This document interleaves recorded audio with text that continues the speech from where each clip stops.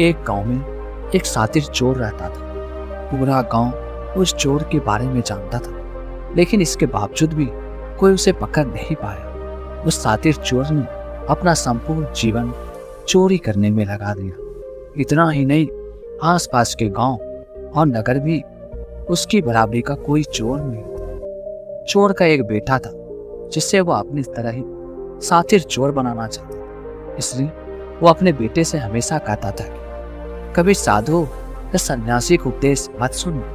यदि कोई कुछ भी कहे तो अपने कान बंद कर वहां से भाग जाना। बचपन से ही उसका बेटा अपने पिता से इन्हीं बातों को सुनता आ रहा था, जिस कारण ये बातें उसके मन में बैठ गई थी। ऐसे में बड़े होकर बेटा भी अपने पिता की तरह शातिर चोर बन गया। एक दिन उसे बड़ा लालच आया और वो राजा के महल में चोरी करने के उद्देश्य से जाने लगा। तभी रास्ते में लोगों की भीड़ नजर आई। चोर ने देखा कि एक सन्यासी के चरणों में गिरकर उनका आशीर्वाद ले रहे। वो सन्यासी गौतम बुद्ध थे।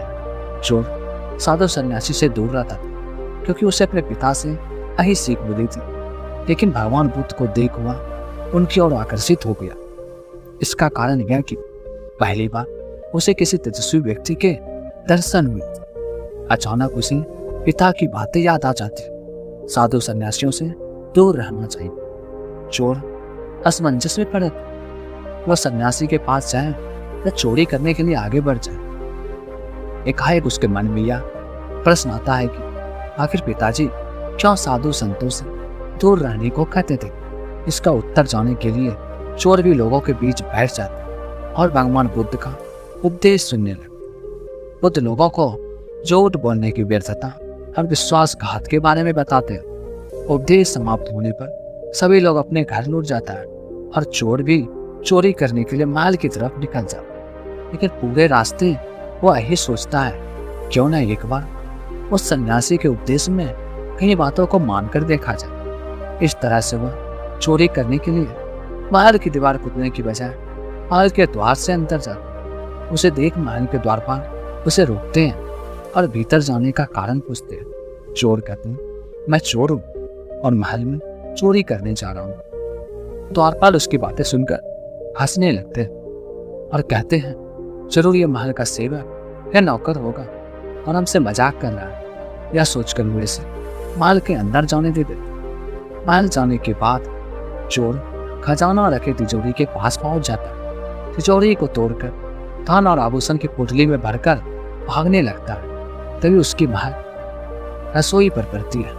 रात होने के कारण सभी सो रहे थे और रसोई में कोई नहीं रहता। चोर को जोरों की भूख लगी थी, इसलिए वो रसोई में जाकर पेट भरकर खाना खा लेता। इसके बाद वहां से चोर जाने लगा। तभी उसे बुद्ध के उपदेश में सुनी दूसरी बात याद आ गई, जिसका नमक खाया है उसके साथ कभी विश्वासघात नहीं करना चाहिए।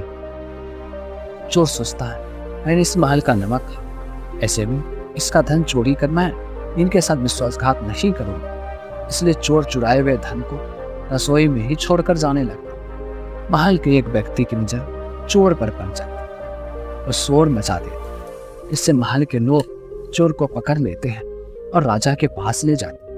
राजा चोर से पूछता है कि जब तुमने चोरी कर ही ली तो फिर इसे छोड़कर क्यों जा रहे। चोर कहता है, एक सन्यासी के उपदेश के कारण। चोर की बात से राजा प्रभावित होते हैं और उससे कहते हैं, अगर तुमने ऐसे उपदेश बचपन से ही सुने होते तो तुम कभी चोर बनते ही नहीं। इतना कहकर राजा ने उन्हें कोई सजा नहीं और छोड़ दिया। लेकिन राजा ने उससे कहा कि एक बात याद रख, सही संगत और सही उपदेश ही व्यक्ति अच्छा इंसान बनता। बचपन से ही गलत संगत और गलत उपदेश मिलने के कारण वो बुरा व्यक्ति बन जाता है। संगत और उपदेश व्यक्ति का जीवन बदल देता है। दोस्तों, वीडियो को लाइक और हमारे चैनल को सब्सक्राइब करें।